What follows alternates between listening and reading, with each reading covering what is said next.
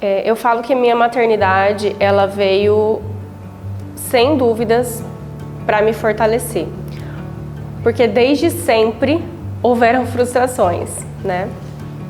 E assim, não por eu idealizar algo e o João não ser aquilo que eu idealizei, mas dele vir trazendo algo que eu não tinha, que na verdade que eu queria muito era ter o controle de tudo. Então ele veio me mostrando que eu não tinha esse controle de nada e que eu poderia sim encontrar felicidade, ser uma pessoa melhor nas adversidades, trazendo todos os obstáculos que haveriam no caminho, né? Porque a maternidade, ela não é nem um pouco um mar de rosas. Ela é muito desafiadora, principalmente para quem é mãe de primeira viagem e acaba lendo muito. Eu fiz um monte de cursos e eu sabia tudo. Eu sou enfermeira de profissão, eu nunca trabalhei na área, mas eu amava a saúde da mulher.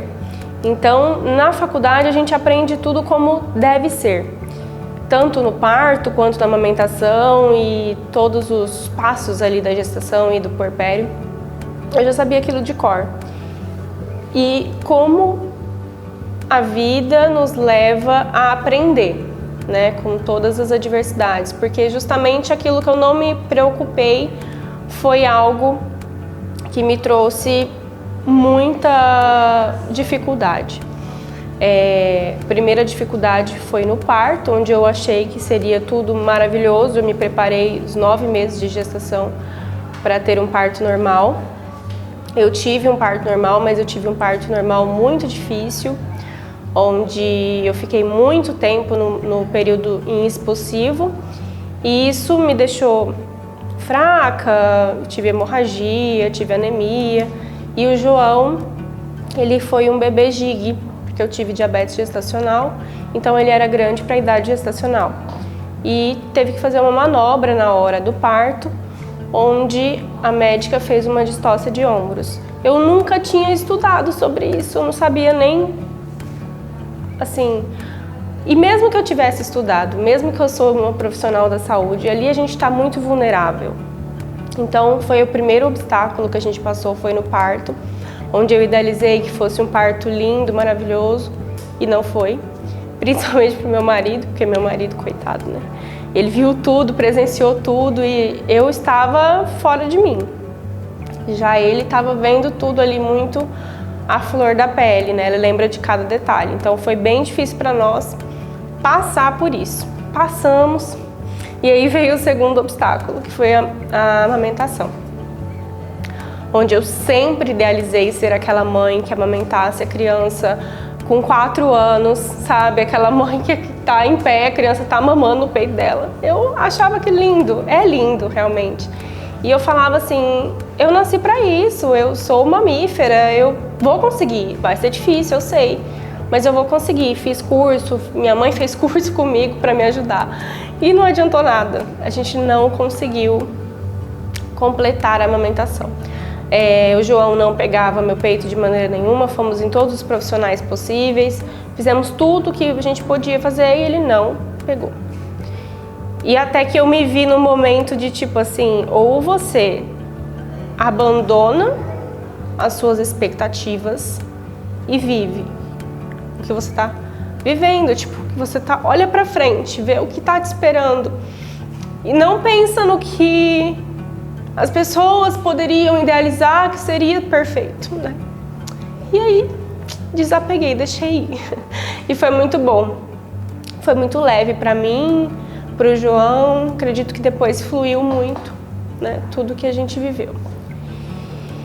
E não para por aí, né? Porque quem é mãe sabe que viver essa amamentação difícil no puerpério é muito difícil. Eu tive a perca de uma amiga também no puerpério. Foi bem complicado.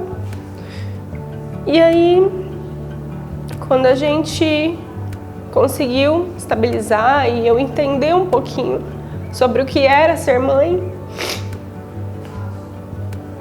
nós começamos a identificar alguns atrasos no João. Com 3 meses, ele não virava para um lado, só para o outro. Ele engatinhava com uma mãozinha fechada e a outra aberta. E no movimento de bater a palma da mão, ele também batia com uma mão fechada. E aí, eu como mãe, né, fui percebendo tudo aquilo, todo aquele movimento que eu achava estranho, mas como eu nunca tive uma criança em casa, eu tive acesso a profissionais que me ajudaram, que me falaram que era normal até então, que não tinha nada normal, fizeram testes no João, clínicos, e não havia nada de diferente. E quando o João começou, ele fez 1 ano, eu resolvi procurar uma ajuda mais específica. Foi onde a gente fez alguns exames de ressonância de crânio. E nessa ressonância não deu nenhuma alteração. E é muito difícil para uma mãe ver a criança com alguns atrasos, algumas diferenças, e no exame não ter nada. É bom não ter nada. Mas e é o que então, né? Então vamos mais a fundo. E aí a neuropediatra que nos atendeu, ela disse a seguinte frase: pode ter havido uma hipóxia de parto. O exame de imagem não quer dizer que não tenha nada, não porque não tem que não tenha nada, pode ser que tenha sim, mas não apareça de fato nesse exame. Pode ser uma microlesão muito superficial. E a gente continuou em observação e vimos que o lado esquerdo dele era o mais afetado, principalmente pela mãozinha fechada, enfim.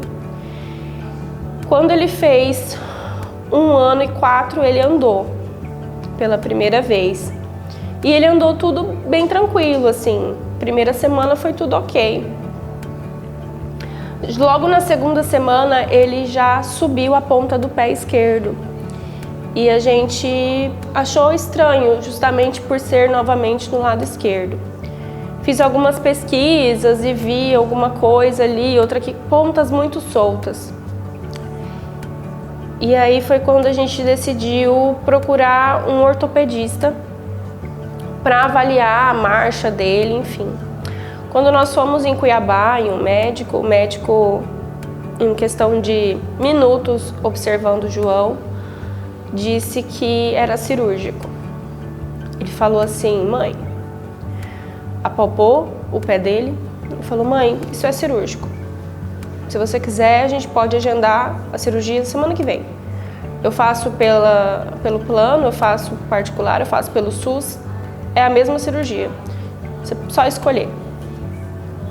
E eu nunca tinha nem pensado em fazer uma cirurgia no meu filho.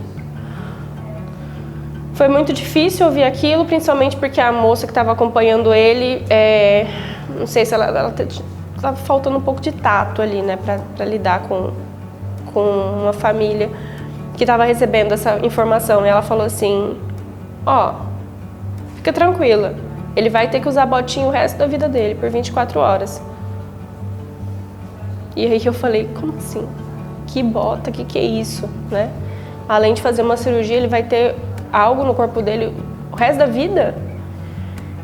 E aí a gente já pensa: ele não vai andar de bicicleta, ele não vai jogar bola, ele não vai fazer nenhum tipo de exercício, ele vai andar ou não vai andar? Ele vai andar mancando? Passa muita coisa na cabeça. Fora a questão do bullying que a gente vê muito, né? Principalmente crianças e adolescentes. Ter ali um dispositivo, um negócio diferente, aquilo ia causar alguma coisa, né? A gente precisaria nos fortalecer para fortalecer o João, para preparar ele para aquela jornada que não seria fácil. Mas a gente saiu da consulta muito atordoado, a gente não sabia muito bem o que fazer. Procuramos uma outra opinião de um neuro aqui em Rondonópolis, onde ele disse que o João era autista, com 2 minutos de consulta. Falou: não, ele ficou muito entretido na pia da consulta, ele pode ser autista, vamos passar aba para ele 30 horas semanais. Eu falei, gente, calma, não tá batendo as coisas. Não existe isso de diagnóstico tão simples, eu sei que não é assim, e eu preciso encontrar uma pessoa que me passe segurança. Até agora nenhum médico me passou segurança. E aí, quando eu conversei com uma amiga minha, que é reumato, que inclusive era a médica da minha amiga que faleceu, e foi como um raio de sol. Ela falou, não, Nath, tem alguém para te indicar. E eu tenho certeza que teve dedo da Pri nisso, porque a minha única ligação com essa médica era por conta da Pri. E se não fosse isso, eu não teria ido atrás dela. E aí, essa médica falou, eu conheço um médico, eu jantei com ele depois de um congresso em São Paulo de ortopedia, ele é muito bom. Ele é neuromuscular. E ele fala muito sobre a pisada do João. Dá uma olhada no Instagram dele. E quando eu vi o Instagram dele, eu falei, meu Deus, é isso. Ele era muito didático, ele dá aula no Einstein. E assim, um ser humano incrível. E eu fui passando, rolando a timeline dele, fui vendo as informações e fui batendo tudo, sabe? Eu falei, meu Deus, é isso, preciso ir nele. E eu segui ele. E teve um dia que ele abriu uma caixinha de perguntas e eu respondi, doutor, isso é cirúrgico? E aí ele respondeu de volta na mesma hora, assim, seu filho anda na ponta do pé? Eu falei, sim. Aí ele falou, me manda um vídeo. E aí eu tenho um vídeo do João correndo para me abraçar no parquinho, vindo em minha direção. E dava de ver perfeitamente que a mãozinha esquerda dele se mexia menos, a mão direita fazia um movimento na hora de correr, e o pé esquerdo, além de ficar na ponta, ele era para dentro. E aí ele falou, marca uma consulta comigo, com a minha secretária, online mesmo. E aí foi onde as coisas foram se encaixando, foram tudo se esclarecendo. A gente marcou essa consulta, conversamos muito, 1h30, foi o médico que me acolheu, que acolheu a minha família, que me escutou a minha história. E ele falou, olha, eu não posso te dar o diagnóstico por videoconferência, mas eu posso te dizer que tem todos os sinais que seja paralisia cerebral. Eu nunca tinha escutado essa palavra, essas duas palavras, de todos os médicos que a gente passou. Não sei se eles têm resistência de falar isso, enfim. Mas por mais que esse médico tenha me falado sobre, e foi muito difícil, ao mesmo tempo foi uma luz no fim do túnel. Porque quando a gente está perdido atrás de um diagnóstico, a gente fica muito no limbo, a gente não sabe para que rumo ir.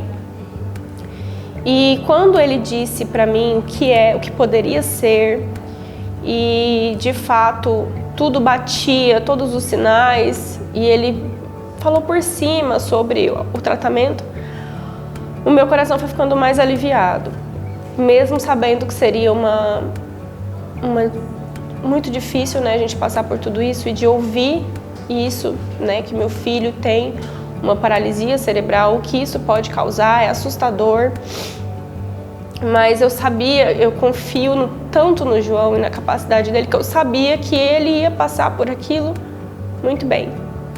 E quem ia sofrer mais seríamos nós, né? Porque para uma família receber o diagnóstico e saber lidar com tudo que há fora, ainda mais eu que sou uma pessoa exposta, né? Como que as pessoas iriam reagir, como que eu faria a exposição disso, né? Além de tudo, eu ainda tive que lidar com essas questões, porque para mim é o meu trabalho e é a minha vida, e enfim, né? E quando a gente começou o tratamento, a gente foi para São Paulo, nós fomos algumas vezes para fazer o gesso seriado no pé dele. Foi muito emocionante a troca do segundo gesso, porque o pé dele ele era muito duro, muito. Não tinha mobilidade nenhuma. Tanto é que quando ele viu o João, ele falou, nossa, é muito raro ver uma rigidez tão forte em uma criança de 2 anos. Né? Ele tinha, ele andou por 9 meses. Nesses 9 meses enrijeceu muito o tendão dele. Ele falou, a gente vai tentar sem cirurgia, vamos fazer o gesso seriado e depois o uso da órtese. E fizemos todo o tratamento do gesso. O João participou de uma corrida com gesso, assim, só provando que ele é muito mais forte do que a gente imagina. Ele saiu da consulta já correndo para lá e para cá e nós todos apreensivos, como que ia ser essa adaptação? Para nós foi difícil. Para nós foi difícil porque não podia molhar, acabava sendo muito limitador ali, mas para ele não. Ele aprendeu a ir no parquinho com gesso, fiz tudo com gesso. Pescava, escalava, pulava, andava de bicicleta, tudo. E quando a gente tirou de fato o gesso para ir para a órtese, foi assim, meu Deus do céu, muito...